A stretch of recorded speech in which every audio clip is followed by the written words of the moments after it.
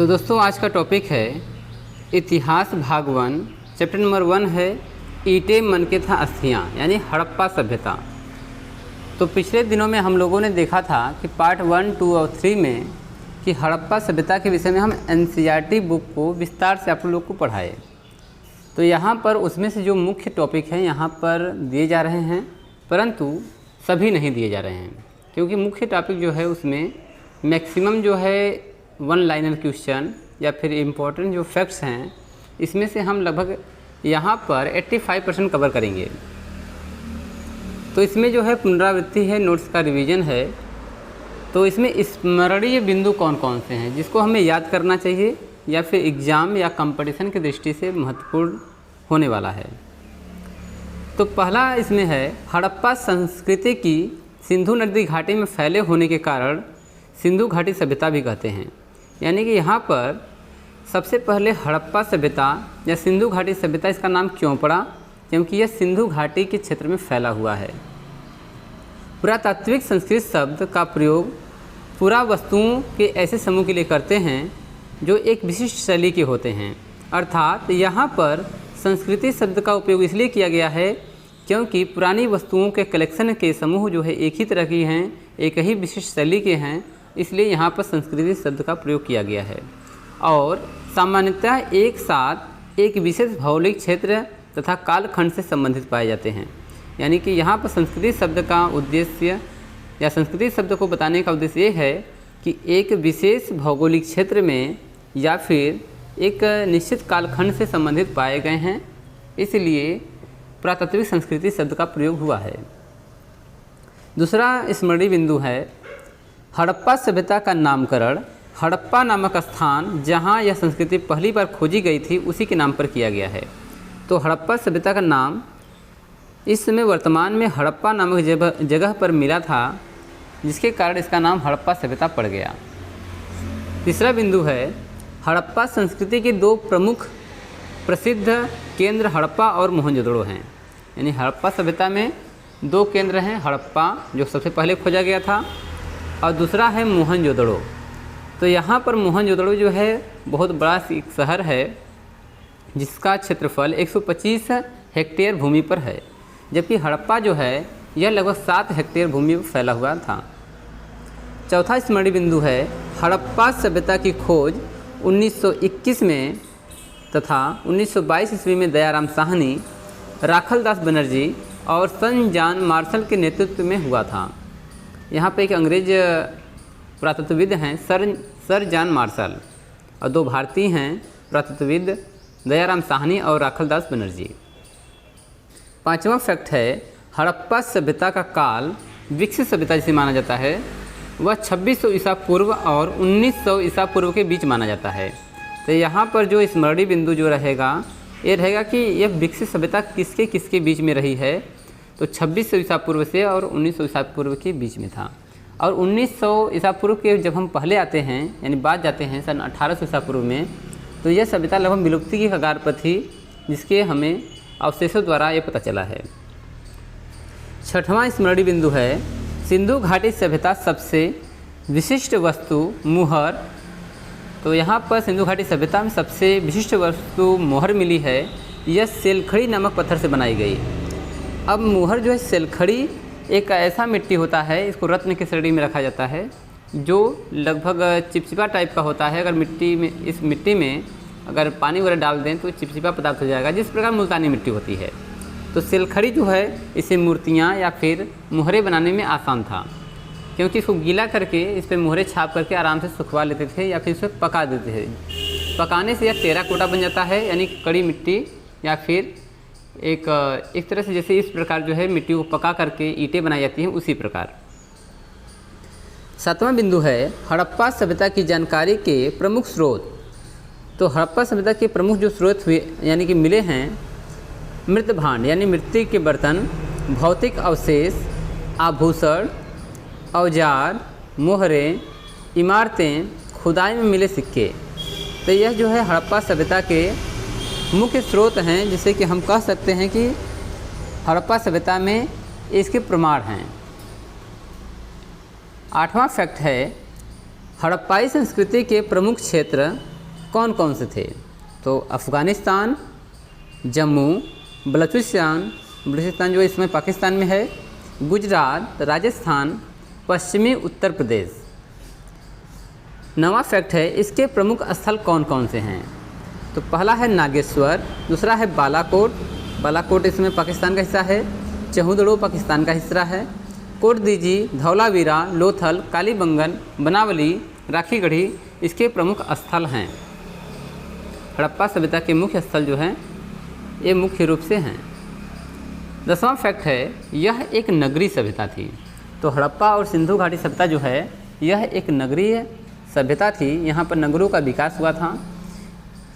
इसकी सबसे प्रमुख विशेषता इसकी नगर निर्माण योजना है, क्योंकि जब भी कोई नगर बसाया जाता है तो नगर बसाने के पूर्व एक योजना बनाई जाती है, एक खाका तैयार किया जाता है या फिर मैपिंग की जाती है। मैपिंग के आधार पर ही वहाँ पर सड़कें, पानी निकास की व्यवस्था और पानी की उपलब्धता आदि को मद्देनज़र ध्यान में रखते हुए किया जाता है। 11वां फैक्ट है, हड़प्पा स्थलों से मिले अनाज के दाने, जिसमें गेहूँ है, जौ है, दाल है, चना है, वो भी सफ़ेद चना तथा तिल शामिल हैं। यहाँ पर चावल के अवशेष थोड़े मिले हैं, इसलिए यहाँ पर इनको प्रमुख रूप से नहीं दिखाया गया है। नंबर 12 फैक्ट है, हड़प्पा सभ्यता के प्रमुख जानवर। तो हड़प्पा लोग जो है भेड़, बकरी, भैंस, सुअर और गाय, बैल आदि का पालन करते थे और बैलों का मुख्य रूप से उपयोग वहाँ पर कृषि कार्य में होता था तथा माल की ढुलाई के लिए भी उपयोग करते थे। यानी उस समय का यातायात का सबसे प्रमुख साधन जो है बैल ही हुआ करता था। 13वां फैक्ट है, हड़प्पा सभ्यता की बस्तियाँ 2 भागों में विभाजित थीं। तो आप लोग मैप में पिछले टॉपिक में हमने दिखाया है कि यहाँ पे 2 तरह की बस्तियाँ बसी हुई थीं। एक ऊंचाई पर था जिसे दुर्ग कहा गया है, और नीचे जो एक बसा हुआ है जो अधिक मात्रा में घना है उसे निचला शहर कहा जाता है। तो आप यहाँ पर जो है उस मैप में जाकर के आप देख सकते हैं NCERT की बुक में। तो यहाँ पर 2 तरह की बस्तियाँ हैं, दुर्ग और निचला शहर। 14वां फैक्ट है, हड़प्पा सभ्यता में सड़कों तथा गलियों को एक ग्रिड पद्धति पर बनाया गया था, जो एक दूसरे को समकोण पर काटती थी। यानी कि यहाँ पर नगरीय व्यवस्था इतनी ज़्यादा उन्नत थी कि गलियाँ और सड़कें एक ग्रिड टाइप का, एक चैनल टाइप के चौकोर में या फिर किसी चौराहे की तरह एक दूसरे को काटते थे। ग्रिड पद्धति में क्या होता है कि एक प्रमुख सड़क होती है, उसके चारों तरफ जो है चौराहे टाइप के इस प्रकार बनाए जाते हैं, जिसमें नगरों का विकास होता है, जिसमें घर वगैरह बनाए जाते हैं। नेक्स्ट है 15वां नंबर, जल निकास प्रणाली अनूठी थी। यानी कि यहाँ पर हड़प्पा सभ्यता में किसी घर के जल की निकासी के लिए घर से ही सटा हुआ एक दीवार होता था, और उस दीवार के गली में एक नाली की व्यवस्था की गई थी, जिससे हर घर का एक नाली एक गंदे जल के निकलने की निकासी के लिए उस नाली से अटैच था। यानी दीवार के जस्ट बगल में नाली थी और घर से गंदा पानी, कचरा वगैरह जो है उस नाली में जाते थे। घरों के गंदे पानी नलियों की गली को नालियों द्वारा जोड़ा गया था। नलियां जो है पक्के ईंटों से बनाई गई थी और नालियों को ऊपर से ईंटों से ढका भी जाता था, और सफाई करते वक्त ऊपर से ईंटों को हटा भी दिया जाता था। फैक्ट नंबर 16 है, निचला शहर आवासीय भवनों के उदाहरण प्रस्तुत करता है। जो निचला शहर है, जो काफ़ी घनी आबादी वाला क्षेत्र है, वह जो है आवासीय भवनों को उदाहरण प्रस्तुत करता है तथा दुर्ग पर बनी संरचनाओं का प्रयोग संभवतः विशिष्ट सार्वजनिक प्रयोजनों के लिए किया जाता था। तो आपको बता दें कि जो निचला शहर है वह काफ़ी घना बसा हुआ था, वहाँ पर अधिक जनसंख्या में लोग रहते थे, परंतु जो ऊंचाई पर दुर्ग था वहाँ पर एक राजपथ था, विश्वविद्यालय था और एक बहुत बड़ा स्नानागार था और अन्नागार भी था, और वहाँ पर एक टेम्पल यानी कि मंदिर का भी संरचना मिलता है, जिससे कि बताया गया है कि दुर्ग निर्माण इसलिए किया गया था क्योंकि वहाँ पर प्रमुख पूजा स्थल या फिर विशेष कार्यों के लिए उपयोग में लाए जाने वाला स्थान था।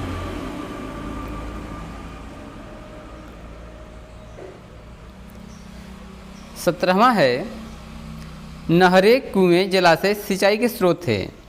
तो सिंधु घाटी सभ्यता या हड़प्पा सभ्यता में प्रमुख रूप से नहरें देखने को मिली हैं, और जहाँ पर नहरें नहीं हैं तो लोगों का मानना है कि वहाँ पर कुएं से ही सिंचाई होती थी, तथा बहुत बड़े बड़े तालाब बना करके भी सिंचाई का स्रोत मानते थे। तो इसका मतलब ये हुआ कि वहाँ पर हड़प्पा सभ्यता में लगभग 700 घरों के अंदर कुएं पाए गए हैं। तो लोगों का ये मानना है कि जहाँ पर नहरें नहीं थी वहाँ पर सिंचाई का मुख्य स्रोत कुएं थे।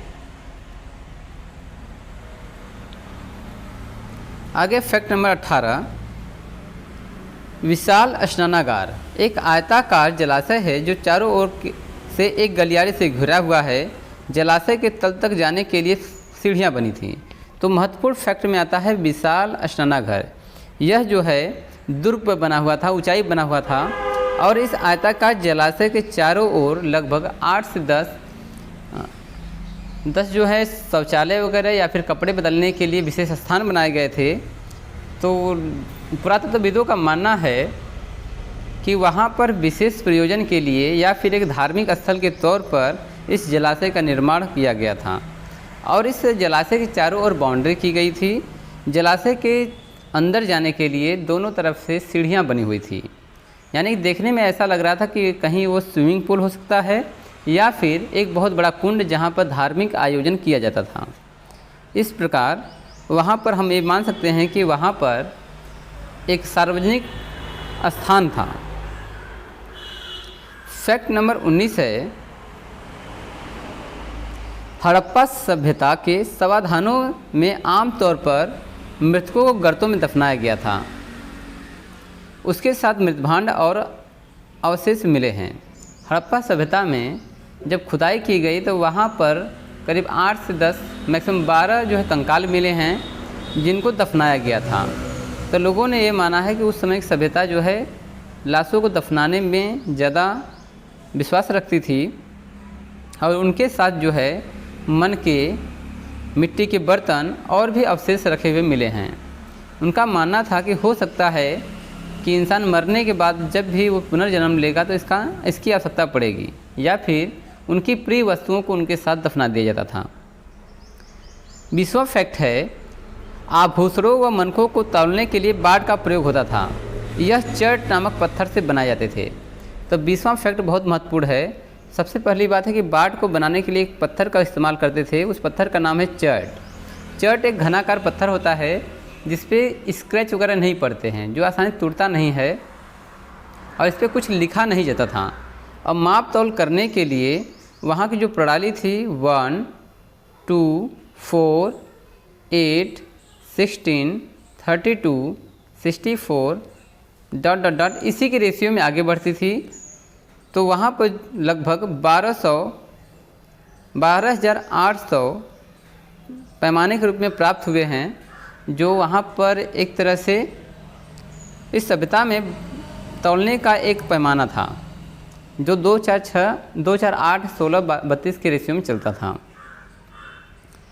तो आभूषणों को तौलने के लिए 1, 2, 4 ये छोटे राशि वाले जो है बाड़ जो है उपयोग में लाए जाते थे, और बड़े राशियों को मापने के लिए जो है बड़े माप के वहाँ पर बाट रखे हुए थे, यानी कि उपयोग में लाए जाते थे।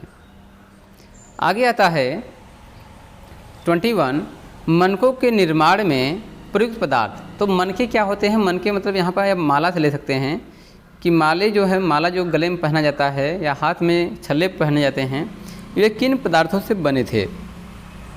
तो मनकों के लिए जो है कार्नेलियन एक ऐसा पत्थर होता है जो लाल रंग का होता है। इसको आग में तपा करके हल्का लाल, पीला, डार्क लाल, इस सब कलरों को प्राप्त किया जाता था।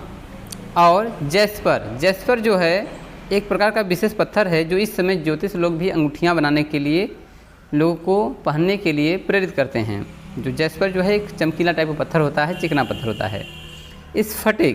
स्फटिक जो है सफ़ेद कलर का पारदर्शी, या फिर ऐसा मान सकते हैं कि आप जिस प्रकार फिटकरी होती है वैसा स्फटिक होता है जिसका उपयोग जो है घिस करके चमकीला बना करके मानकों में उपयोग किया जाता था। मनके मतलब माला बनाने में। क्वार्टज का उपयोग इस समय जो है विद्युत विभाग में ज़्यादा होता है इंसुलेटर बनाने के लिए। तो क्वार्टज भी जो है इस जल्दी से अपघटित नहीं होता है, इसका भी उपयोग मनकों के निर्माण में किया जाता था। सेल खड़ी, जैसा कि मैंने ऊपर बताया है कि सेल खड़ी को भी एक रत्न की श्रेणी में रखा गया है और यह जो है लचीला होता है, नरम होता है, जिस पर मुहर या फिर सिक्के या फिर इसको सुखा करके एक विशेष आकृति में ढाल करके पका करके इसमें मनकों के उपयोग में यानी मनके बनाने में किया जाता था। और जैसे पत्थर को भी घिस करके मनके बनाने में किया जाता था। तांबा, कांसा तथा सोने जैसी धातुएं तथा शंख, फ्यांस और पकी हुई मिट्टी सभी का प्रयोग मनके बनाने में होता था। इसके आकार जैसे चक्राकार, बेलनाकार, गोलाकार और खंडित होते थे। जो मनके होते थे, जो मालाएं होती थी, वो चक्राकार, बेलनाकार, गोलाकार और खंडित भाग में, जैसे एक प्रकार का एक कीड़ा होता है, उसका शरीर खंड खंड होता है, उसी प्रकार के मनके बनाए जाते थे। अब यहाँ पर पत्थर जो है, ये जो रत्न वाले पत्थर हैं, यह विशेष तौर पर अफगानिस्तान से मंगाए जाते थे। जैसे कार्नेलियन हुआ, जैस्पर हुआ, स्फटिक हुआ। तांबा जो है उस समय में मेसोपोटामियन सभ्यता से मंगाई जाती थी और तांबे का मुख्य स्रोत जो है उस समय हड़प्पा सभ्यता में राजस्थान हुआ करता था। कांसा भी वहीं से आता था। सोना जो है उपमहाद्वीप भारत में दक्षिण भारत से मंगाया जाता था, यानी कि उस समय के लोग भी धातुओं से परिचित थे। और शंख का जो समुद्री इलाके में जो क्षेत्र थे, जैसे नागेश्वर हुआ, बालाकोट हुआ, इन जगहों पर ऐसी बस्तियां बसाई गई थी जो शंख से चूड़ियाँ वगैरह या फिर मनके वगैरह बनाने का कार्य करती थी। फैक्ट नंबर 22 है 22। मुहरों और मुद्रांकनों का प्रयोग लंबी दूरी के संपर्कों को सुविधा बनाने के लिए होता था। जैसे उस समय खुदाई में पता चला है कि हड़प्पा सभ्यता के लोग मेसोपोटामियन सभ्यता से ताल्लुक़ रखते थे, क्योंकि वहाँ पर मेसोपोटामियन सभ्यता में और हड़प्पा सभ्यता में खुदाई के समय जो भी वहाँ पर मोहरें मिली हैं एक दूसरे से मैच करती हैं और जो लिपियाँ प्राप्त हुई हैं उनमें भी समानता देखी गई है। तो लंबी दूरी से लोगों को परिचय बनाने के लिए या फिर व्यापार को सुगम बनाने के लिए मुहरों का प्रयोग किया जाता था। फैक्ट नंबर 23 है 23 नंबर। हड़प्पा में पाई जाने वाली लिपि को पढ़ने में विद्वान अभी तक असमर्थ हैं। तो हड़प्पा में एक सूचना पट पर कुछ लिखा हुआ पाया गया है जिसको आज तक किसी ने भी नहीं पढ़ पाया है। फैक्ट नंबर 24 है हड़प्पा की लिपि वर्णमाली थी। इसमें चिन्हों की संख्या लगभग 375 से 400 के बीच संभवतः बताई गई है। तो हड़प्पा सभ्यता में जो लिपि बताई गई है वह वर्णमाली थी। उनमें जो है लगभग 375 से 400 वर्ड आते थे और यह लिपि जो दाहिने से बाएं की ओर लिखी जाती थी। इसका प्रमुख प्रमाण ऐसे मिलता है कि जब आज हम लोग चाहे हिंदी लिखे चाहे इंग्लिश लिखे तो हम लोग स्टार्टिंग में अच्छा लिखने के लिए विशेष गैपिंग छोड़ते जाते हैं और बाद में अगर जगह कम पड़ता है तो हम लोग उस गैपिंग को छोटा कर देते हैं। इसी प्रकार जो वहाँ पर लिपि प्राप्त हुई है दाईं तरफ जो है गैपिंग ज़्यादा है और बाईं तरफ जैसे बढ़ते हैं उनमें गैपिंग कम है। तो इस प्रकार पुरातत्वविदों ने अनुमान लगाया कि वहाँ की जो लिपि है वह दाएं से बाईं ओर लिखी जाती थी। फैक्ट नंबर 25 है हड़प्पा सभ्यता का विनाश किस प्रकार हुआ। तो पुरातत्वविदों का मानना है कि जलवायु परिवर्तन के कारण जो है वहाँ पर विनाश हुआ, सभी लोग एक साथ मारे गए, परंतु यह ऐसा सत्य नहीं लगता है। कुछ लोगों का मानना है कि वनों की कटाई के कारण जो है वहाँ पर बाढ़ आए होंगे और बाढ़ आने से जो है जल प्लवन हुआ होगा और वहाँ के लोग मर गए होंगे, परंतु यह भी ज़्यादा उचित नहीं लगता है क्योंकि सभी नगरों का एक साथ विनाश होना ये संभव नहीं है।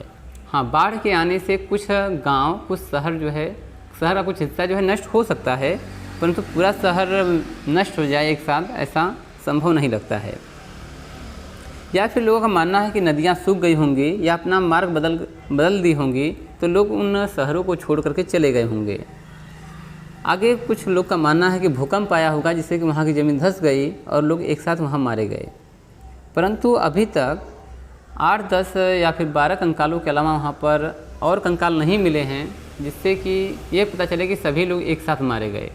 क्योंकि जो शहर 125 हेक्टेयर में बसा हो वहाँ पर 10-12 कंकाल मिलने से यह अनुमान लगाया गया है कि जहाँ पर कंकाल मिले हैं वहाँ पर शवाधान होता था, शवों को दफनाया जाता था, परंतु पूरे शहर में, नगर में कहीं कहीं गलियों में कुछ कंकाल मिले हैं, जिन्हें लोगों ने अनुमान लगाया है कि हो सकता है कि यहाँ पर बाहरी आक्रांताओं के रूप में यहाँ पर आर्यों को दिखाया गया है कि आर्य जब इस शहर में आए होंगे तो उन्होंने इस शहर को लूटा और लोगों को मारा और फिर यहाँ से चले गए। परंतु इसका भी अनेक पुरातत्वविदों ने इसका खंडन किया है और उन्होंने कहा है कि अगर आक्रांता आते तो मेन गेट पर ही उनसे युद्ध होता और बहुत से सैनिक मरे होते, उनके कवच होते, उनके ढाल होते, उनके तलवारें होती, परंतु ऐसा साक्ष्य नहीं मिला है।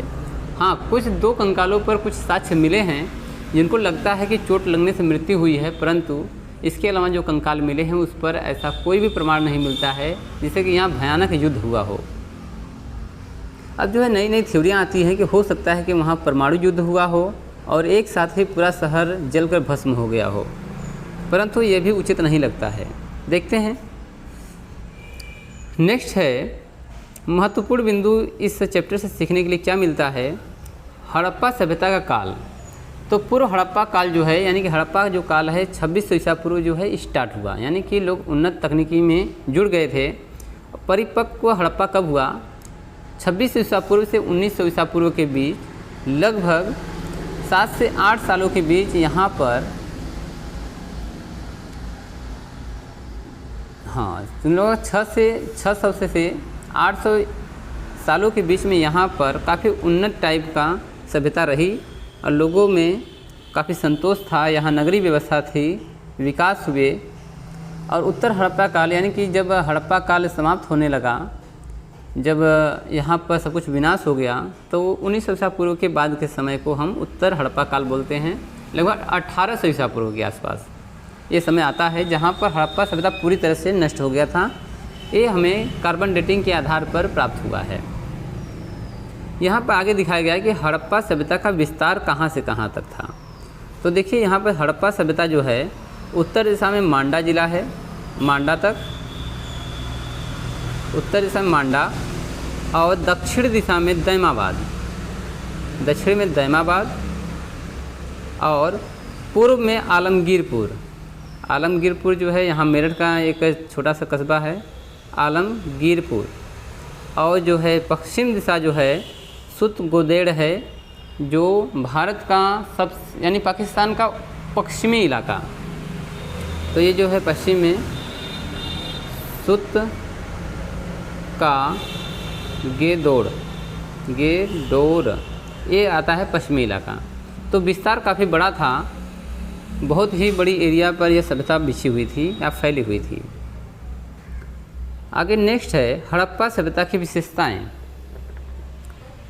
तो पहली विशेषता है बस्तियों के 2 भाग थे, बस्तियों के 2 भाग थे, एक दुर्ग और दूसरा निचला शहर।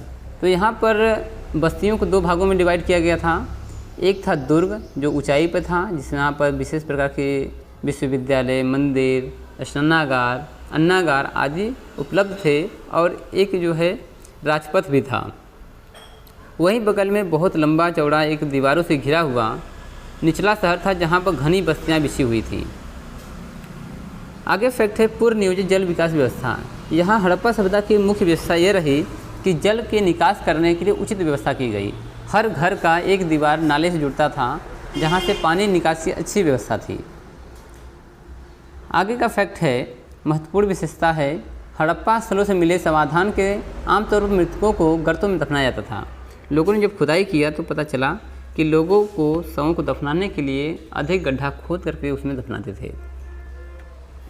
आगे है मुहरों द्वारा सुदूर क्षेत्रों के साथ संपर्क। एक महत्वपूर्ण यहाँ पर बिंदु ये है कि हड़प्पा सभ्यता के लोग एक दूसरे सभ्यता के साथ एक प्रकार से वस्तुओं के आदान प्रदान के लिए या फिर व्यापार को बढ़ाने के लिए मुहरों का उपयोग करते थे, और जिसके पास मुहर होती थी वह आ करके सामान का आदान प्रदान या फिर मोल भाव करके एक दूसरे से वस्तुओं का आदान प्रदान करते थे, यानी व्यापार करते थे। विनिमय बाट के द्वारा किए जाते थे। वहाँ पर वस्तुओं का जो नाप तोल है बाटों के द्वारा किया जाता था। बाट जो है 1, 2, 4, 6, 4, 8, 16, 32 के रेशियो में मौजूद थे। और विनिमय बाट जो है चर्ट नामक पत्थर से बनाए जाते थे, जो एक पत्थर जो है घनाकार होता था। इस पर कुछ भी अंकित नहीं किया जाता था।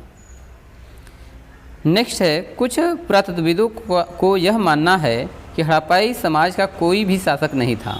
यानी कुछ पुरातत्वविद मानते हैं कि यहाँ पर कोई ऐसी विशेष वस्तु या राजभवन नहीं मिला है, या फिर जो भी वहाँ पर संरचनाएं मिली हैं बिल्डिंगों की, उसमें विशेष प्रकार की वस्तुएं नहीं मिली हैं, जिससे माना जाता है कि वहाँ पर कोई एक राजा नहीं था या शासक नहीं था। कुछ लोग का ये मानना है कि वहाँ पर कई राजा हुआ करते थे, छोटे स्तर पर भी बड़े स्तर पर भी। तो लोगों का अलग अलग मानना है कि कुछ पुरातत्वविद मानते हैं कि वहाँ पर जो है शासक एक ही था, कुछ लोग का मानना है कि वहाँ पर शासक अनेक हुआ करते थे। आगे जो है महत्वपूर्ण बिंदु है, सड़कों तथा गलियों को एक ग्रिड पद्धति द्वारा बनाया गया था। ग्रिड पद्धति का मतलब था एक चैनल के माध्यम से बनाना, जिसमें कि हर घर के पास जाने के लिए रास्ता हो, हर घर के पास एक नाला की व्यवस्था हो, जिससे कि पानी आसानी से निकाला जा सके। और शहरों को इस प्रकार बनाया गया था कि सभी सड़कें जो हैं या सभी गलियां जो है एक दूसरे को समकोण पर काटती थीं।